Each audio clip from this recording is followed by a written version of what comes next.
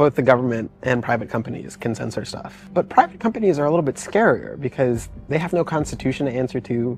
They're not elected, really, right? They don't have constituents or voters. All of the protections we've built up to protect against government tyranny don't exist for corporate tyranny. People experience this in their job. You can get fired for doing all sorts of things that are constitutionally protected. This is Aaron Swartz. Aaron co-founded Reddit when he was only 19 years old. Aaron was a radical, free-thinking coder who wanted to make the world a better place, and one of his core values was using Reddit as a place for free speech. But Aaron soon learned that if you decide to expose the government, they will go after you. Surprise, surprise, Aaron's closet was being secretly videotaped by a US intelligence agency as he was disclosing documents that Stanford was receiving lobby money from oil companies such as ExxonMobil. Aaron was promptly arrested by US Secret Service, fined over $1 million, charged with 13 felonies, and sentenced to 50 years in prison. The situation sounds a lot like Ross Ulbricht, creator of the Silk Road, who knows his fate all too well. Not too long after his arrest, Aaron took his own life, and many to this day continue to question if it was a suicide or a murder. Aaron Swartz of Reddit was the biggest defender of free speech, way before people like Elon Musk or Joe Rogan. But today his platform Reddit has become the biggest echo chamber of left-wing thought on the internet. Fun fact, the two other Reddit co-founders even once scrubbed Schwartz's name from their founder list. Since then, Reddit has gotten much worse. Batman Arkham Reddit. And I gotta tell you, my friends, how did I find these? I literally went to the front page of Reddit and just scrolled down and opened the first 10, because it's all this. Why did the US people vote Trump? Are they stupid? And it's a picture of Batman punching Trump. You are on the wrong side of history. It's so much fun to say. The 2024 election proved that alternative media is winning and places like Reddit are losing influence. With freedom of speech making a resurgence on X, we believe a new wave of content creators and platforms are going to rise up that you can take advantage of as a creator, user, or even as an investor. There's also a few new platforms that might even give X and Elon a run for their money. In this video, we're gonna tell you everything that you need to know, so be sure to watch till the end. Here's a quick rundown on Reddit's decline and the emerging social media stars where you can cash in. I'm Isaiah McCall with 99 Bitcoins, and this is the coming Reddit collapse. Let's get into it. But first, a word from our sponsor. This video is sponsored by Best Wallet Token. Best Wallet is a new token and wallet that gives you access to some of those early crypto projects on the market. I've tried it out, and in fact, they are the best. And you can find a lot of crypto gems on there, so be sure to check it out. More in the description below. The secret history of Reddit. And if we aren't willing to risk what we have, then we just believe in free speech, but we don't defend it.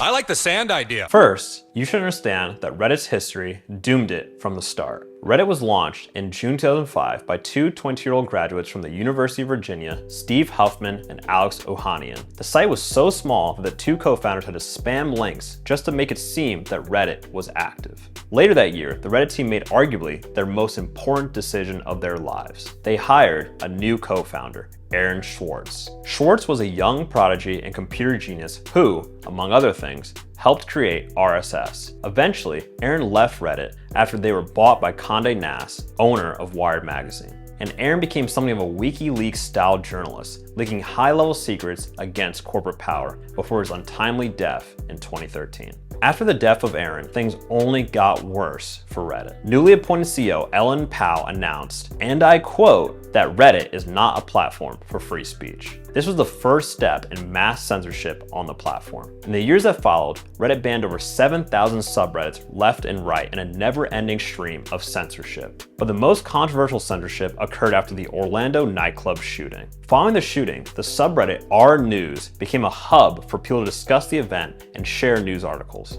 However, the mods of r-news had a very different idea. They began mass deleting any post that criticized Islam or mentioned the shooter's motive of radical religious terrorism. They also banned anyone who spoke out against this censorship. Mods became power-hungry dictators, erasing anyone who dared to challenge them. Today, moderators on Reddit pretty much act like this. Delete your post. Ban hammer.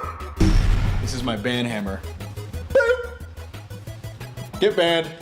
I love feeling like I have control.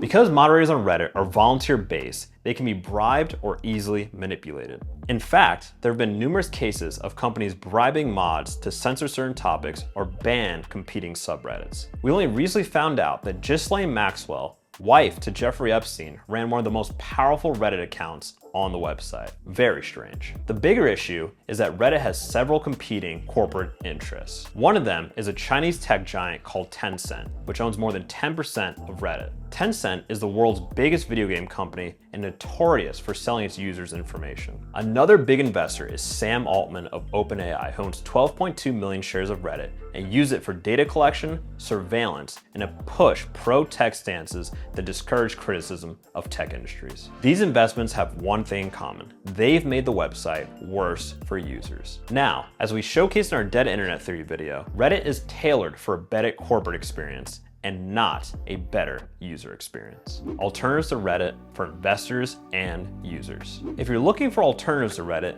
these platforms have become gold mines for creators and users alike, and they're ripe for investment. The first is the crypto option, Farcaster, or what is known as Warpcast on the App Store. Launched in 2020 by Coinbase veterans Dan Romero and Varun Shrivastava, man, that's a tongue twister. Farcaster operates on Optimism and Ethereum scaling solution. It's a public decentralized social media platform like X, but with more Web3 acolytes and developers as users. Farcaster is known for its unique use of the Degen token, the first layer 3 meme coin, allowing users to reward each other, buy exclusive access, and earn through platform engagement. For creators, Farcaster offers a way to monetize content freely while maintaining control over their audience and data. For investors, it's a hotbed of early stage projects and is one of the best platforms to find out if you're still early to a crypto project or not. Moreover, Farcaster's Degen token is one of the top performing meme coins of the year.